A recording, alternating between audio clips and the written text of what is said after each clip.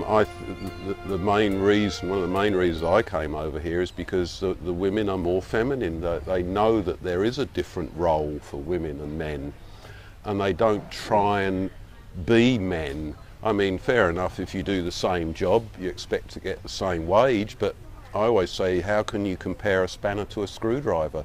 They have completely different functions, and because these women are still grounded in their femininity, they're not in competition with men. There's nothing to compete.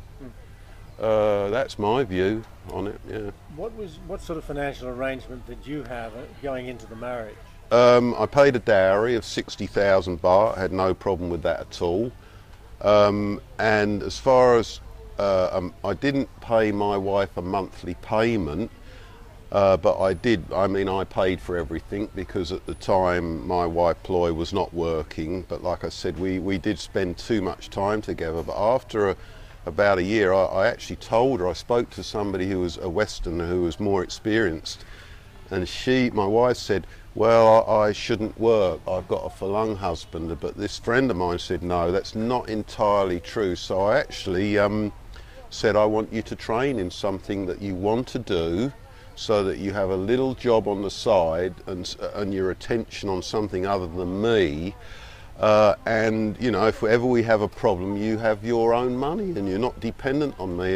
And she did do that. She trained as a very high, eventually a very highly qualified spa masseuse. When we separated, funny enough, she met her new husband on another training course, Californian man, and they married, and they have a business of massage in California. So it kind of rings true. Had she have not done this, she wouldn't have been prepared for our separation. So there's a little twist in there.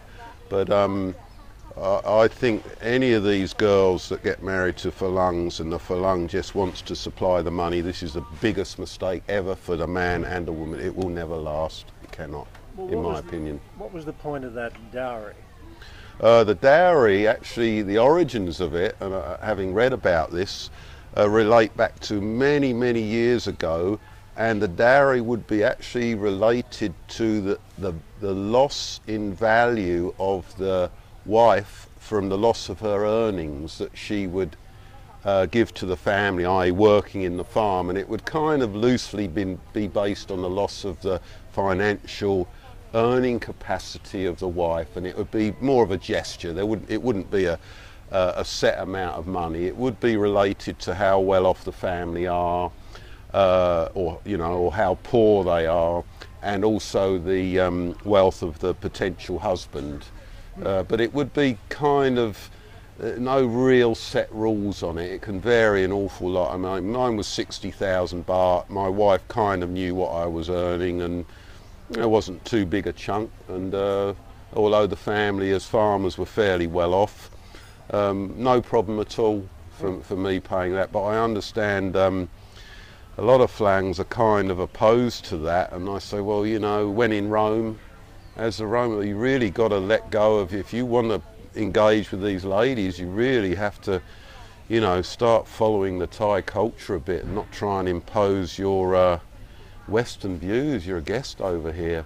No, I don't say I don't struggle with some of the cultural things, but you know, I use that as my benchmark. It's me that's got to clean my act up. I've chosen to come over here. That's my view, you know. Yeah.